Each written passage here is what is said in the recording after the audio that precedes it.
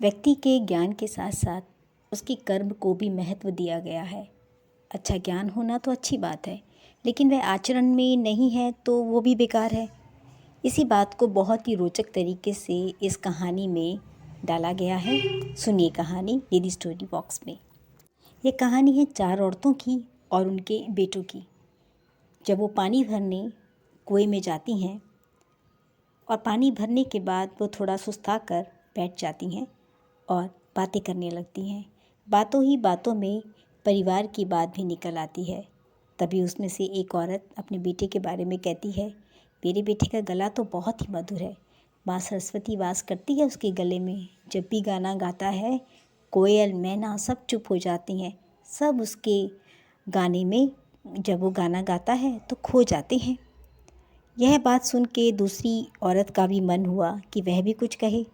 तो कहती है, जो मेरा बेटा है ना, उसकी बराबरी तो पूरे गांव में कोई नहीं कर सकता। बहुत शक्तिशाली और बहादुर है।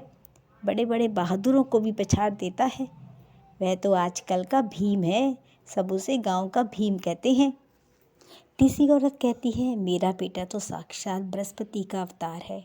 जो भी किताब में पढ़ता है तुरंत उसे याद हो जाता है। एक ही बार में पूरी किताब याद कर लेता है। माँ सरस्वती का बड़ा आशीर्वाद है। चौथी औरत चुपचाप बैठी उनकी बातें सुन रही थी। उसने कुछ भी नहीं कहा। तब औरतों ने उसे टोकते हुए कहा, क्यों बहन, तुम क्यों चुप हो? तुम भी तो कुछ बताओ ना अपने बेटे के बारे में। कैसा है तुम्हारा बेटा? उसने बहुत ही सहज भाव से कहा, मैं अपने बेटे की क्या प्रशंसा करूं। वह ना तो आपके बेटों के जैसा अच्छा गायक है, ना ही भीम जैसा बलशाली और ना ही बृहस्पति भगवान जैसा बुद्धिमान। वो तो बिल्कुल साधारण सा लड़का है मेरा। कुछ समय के बाद वे सब घड़े सिर पर रखकर गांव को जाने लगी। तभी एक लड़का मधुर सा गाना गाता हुआ उन्हीं की तरफ आ रहा था। तो पहली स्त्री बोली, वो देखो, वो मेरा हीरा कितना सुंदर गाना गा रहा है। सब औरतें कहने लगी, तुम तो बिल्कुल सही बोल रही थी बहन, तुम्हारे लड़के का गला तो बहुत मीठा है।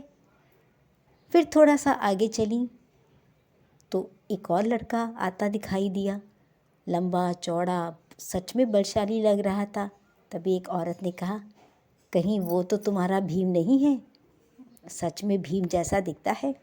दूसरी औरत ने कहा, हाँ यही तो है मेरा हीरा सा बेटा, मेरा भीम। वो भी सब चारों औरतों को देखकर आगे निकल गया। उसने माँ को कुछ भी नहीं कहा। आगे वो थोड़ी दूर और निकली थी तो एक तीसरी औरत का बेटा सामने से दिखाई दिया और वो मस्त अपने श्लोक याद करता हुआ जा रहा था। उसने भी अपनी माँ की तरफ बिल्कुल भी नहीं देखा और चुपचाप श्लोक गाता हुआ निकल गया। सब औरतें कहने लगी, वाह वाह, तुम्हारे बेटे के श्लोकों का उच्चारण तो बड़ा ही शुद्ध है। अभी औरतें थोड़ी दूर ही गई थी कि चौथी स्त्री का बेटा भी अचानक उधर से आ निकला। वह देखने में बहुत ही सीधा साधा और सरल प्रकृति का लग रहा था। उसे देखकर चौथी स्त्री ने कहा, देखो बहन, यही मेरा लाल है, यही मेरा बेटा है। चौथी स्त्री उसके बारे में बता ही रही थी कि उसका बेटा उसके पास पहुंचा, अपनी माँ को देखकर रुका और बोला, माँ लाओ मैं तुम्हारा घड़ा पहुंचा दूं। मना करने पर भी उसने माँ के सिर से पानी से भरा घड़ा उतार कर अपने सिर पर रखा और घर की ओर चल पड़ा।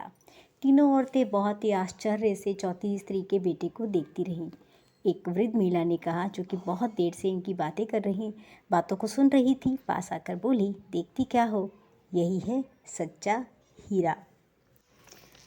कहानी आपको कैसी लगी कमेंट्स करके बताइए, लाइक कीजिए, सब्सक्राइब कीजिए और इससे भी ज़रूरी है अपना ध्यान रखना ना भूलें।